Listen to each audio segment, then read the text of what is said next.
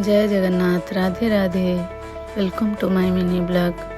आज आम जाना गिलोय बा गुलुचीर उपकारिता प्रस्तुति प्रणाली विषय रे।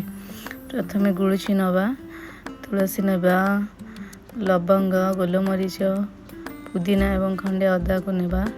गुलुचीर चोपा छड़ाई रखिथिबा एवं काटी मध्य थिबा। गैस ऑन करिबा। गैस ऑन कला परे सस्पेन बसाइबा। एक मेजरिंग कप रे 2 कप पानी नेबा। पानी नेला परे कटा हिथिबा गुलुची को सेथिरे ऐड करिबा। तुलसी को मध्य ऐड करिबा।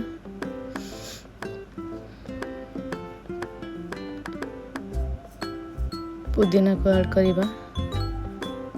छेछा हिथिबा अदा को ऐड करिबा।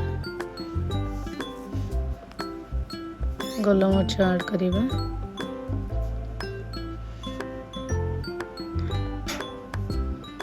लवंग को मध्य ऐड करिबा। सब जिनस ऐड कर सारा पर 10 रु 15 मिनट हाई फ्लेम रे छाड़ी देबा। आम जमी कथा होते गुलुचीर उपकारिता विषय से रोग प्रतिरोधक शक्ति वृद्धि करता है, ज्वर थंडारू लाभदायक होता है, पाचन शक्ति बढ़ाई है, त्वचा को भल रखी है, रक्त शुद्ध करे एवं शरीर को ताजा और सुस्थ रखे।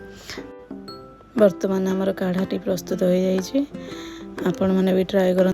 वीडियोटी केमिति लागिला कमेंट सेक्शन में जनइबे। जदि वीडियोटी भल लगी लाइक करंतु, शेयर करंतु एवं मो चैनल को सब्सक्राइब करने जमा ही भूलंतु नहीं।